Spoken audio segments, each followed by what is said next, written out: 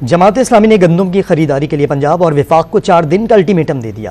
لاہور میں press conference کرتے ہوئے امیر جماعت اسلامی نے خبردار کیا کہ اگر 4 روز میں معاملہ حل نہ ہوا تو وزیر اعلیٰ ہاؤس کے سامنے دھرنا دیں گے۔ حافظ نعیم الرحمان نے زائد گندم خریداری کے معاملے کی جوڈیشل انکوائری کا بھی مطالبہ کر دیا۔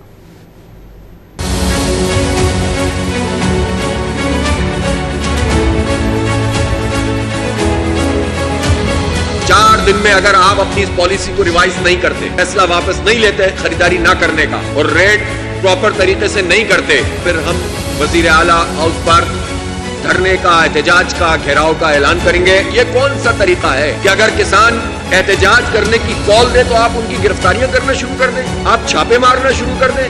آپ نے بغیر کسی ضرورت کے، جب ایکسس گندم موجود ہو، اضافی گندم موجود تھی، تو انہوں نے یہ کام کیا ہے۔ ان سارے لوگوں کو بے نقاب ہونا چاہیے، اس کی جوڈیشل انکوائری ہونی چاہیے اور بالکل اسی طرح اس کی پروسیڈنگ ہونی چاہیے جس طرح چیف جسٹس صاحب قوم کے سامنے اپنے مقدمات میڈیا پہ نشر کرتے ہیں۔ پتہ تو چلے کون لوگ ہیں یہ۔ وزیر اعظم ٹھاکر صاحب کا بیان ہے کہ ہمیں نہیں معلوم ہے، یہ تو فلاں نے کیا اور فلاں نے کیا، تو آپ کیا کر رہے تھے؟ سب کو اس انکوائری کمیشن کے سامنے آنا ہوگا۔